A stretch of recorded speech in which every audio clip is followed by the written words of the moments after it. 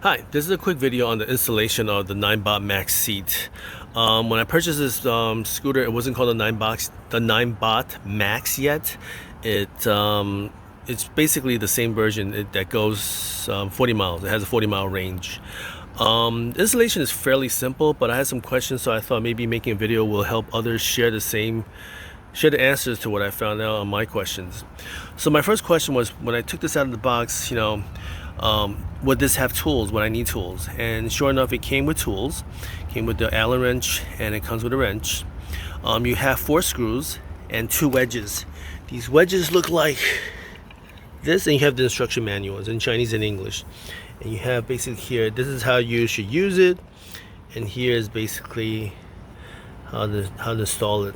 You have 2 wedges, and the wedges is basically you look at the word Ninebot facing you, right side up, and the same on both sides, right? It works on, so it basically it's interchangeable.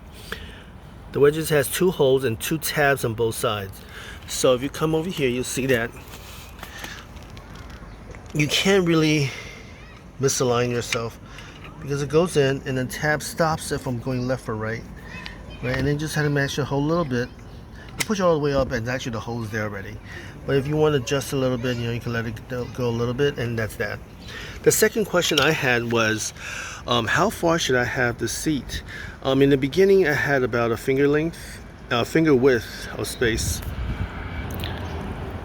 and I was worried if this will block the power cover. And basically, it doesn't matter. I think the best way to do this is if you sit on the seat with the adjusted height, and then you measure your arm length, whatever feel comfortable. This doesn't block anything because these tabs here are short enough that it will not prevent this from opening and you putting the cable in. So you're okay there. And last question is, how far should I put this back? Because I was thinking, if this doesn't go all the way down, would this have a problem? Basically, this locks with this mechanism. Actually, it's a spring-loaded press. You had to press the button, a spring-loaded button, and you have this groove here and this fat groove here. So when you press it, that's where it actually locks in. This just secures. This is just a second line of defense for securing it. Okay, so if you push it back, you can't just click it. You need to push this button, click it back.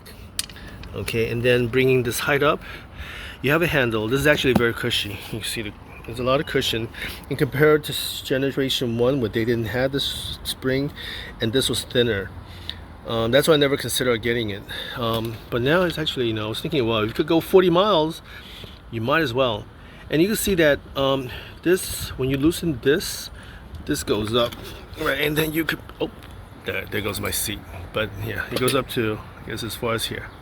And then, as far as it goes, okay, and that's your seat.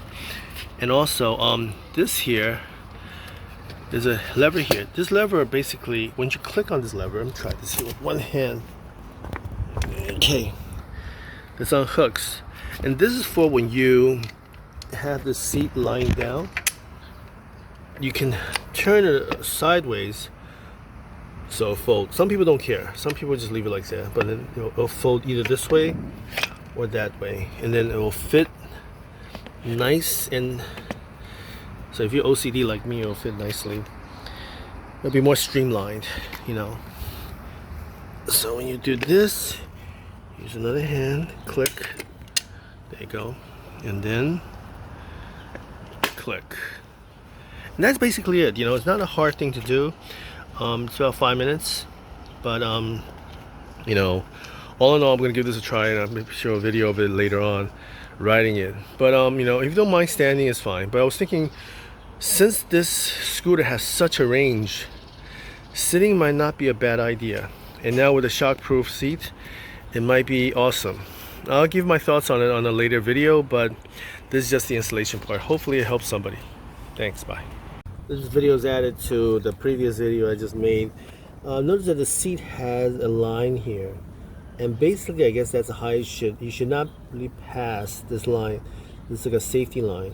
So this is the maximum height of the seat without passing that line. I guess for structural integrity wise, there's still, after that line you still have enough hole there, but I guess for safety they don't want you to pass that. So I had it an inch more than that minimum line that's allowed. See a line there? Gonna focus, yeah. See, that says min. It doesn't mean minimum. I don't know why they wrote min. It should be max, but they wrote min. Min use. It's not minimum usage. It's basically maximum usage. If you read it in Chinese, it will tell you that it's max. Past that line is unsafe. I'm gonna try to add this to my other video or put it together at the end.